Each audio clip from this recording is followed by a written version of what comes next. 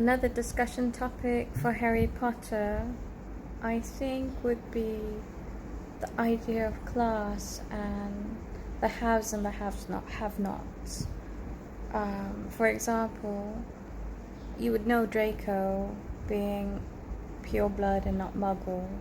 Even that is a sort of idea of some sort of lineage and prestige that associates with that. Looking down on Ronald Weasley, not because of his bloodline, but because of his wealth. He had to have hand-me-down robes as opposed to new robes, which everybody else seemed to be able to afford. And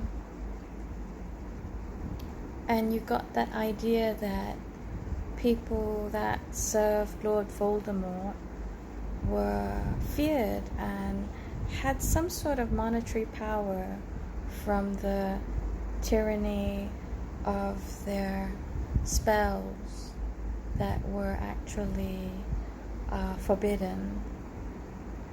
The whole idea of them going in the middle of the night to arrest or kill certain witches, such as Harry Potter's parents, just because they could and just because they served a very powerful overlord,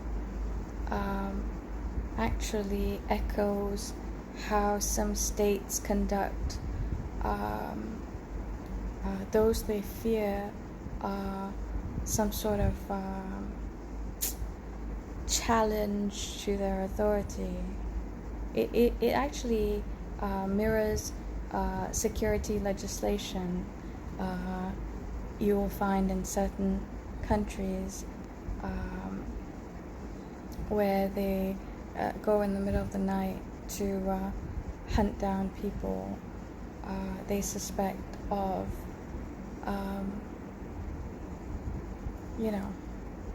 challenging authority in whatever capacity that they view as a threat based on national security.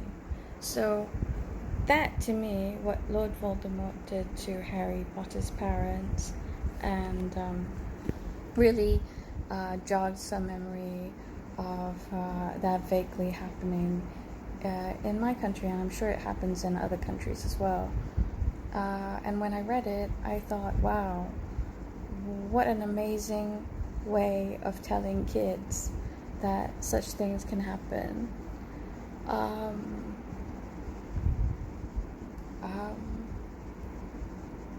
In an observer standpoint, from an observer's standpoint, like a bystander's standpoint. And this whole idea of Harry having some, not just his specialness or his protection from the love of his parents, but the whole idea that he is actually quite well off. He has a guardian uncle who has money, although was in prison. He had parents who have money. He came from a long line of people who were skilled and had money. And that sort of mirrors Lord Voldemort when he was Tom Riddle, that he too came from a half Muggle and half, aristocratic wizardry line, and albeit Slytherin as opposed to Gryffindor, and whereas Harry's mother was the Muggle, it was Tom Riddle's father that was the Muggle. But Tom Riddle's father was exceptional, not like Harry's mother in that she was exceptional as a witch in her skills. He was exceptional in his handsomeness and the fact that he wasn't a wizard and he was just loaded gentry, a landed loaded gentry. that had wealth and looks and was suckered into a marriage with his mother when she pretended to be a beautiful woman because she was so skilled and powerful in her witchery skills to make herself look beautiful, for him to fall in love. And that is another thing I like about that book. Like, it talks about how that story alone, Tom Riddle's parents alone, talks about how beauty can be faked, and that if you reveal it to the person you tricked, your ugliness, your true ugliness of yourself, because you get too comfortable having tricked him in the first place, or having tricked that partner in the first place by some kind of spell, that you risk actually losing the partner because you hadn't obtained their genuine affection based on your true facade or your looks, your actual looks. But Tom Riddle killed them both anyway. You know that, right?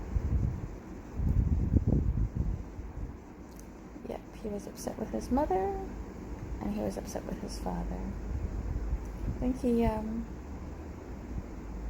hunted them both down. Yeah. One of those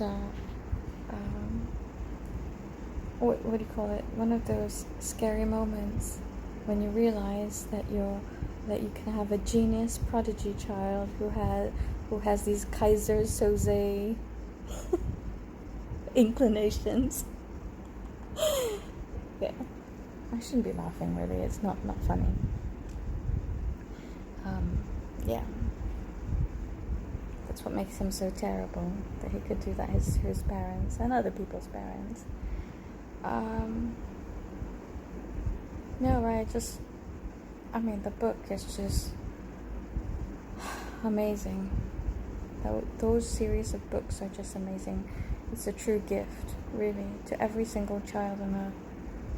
Read Harry Potter. Read it.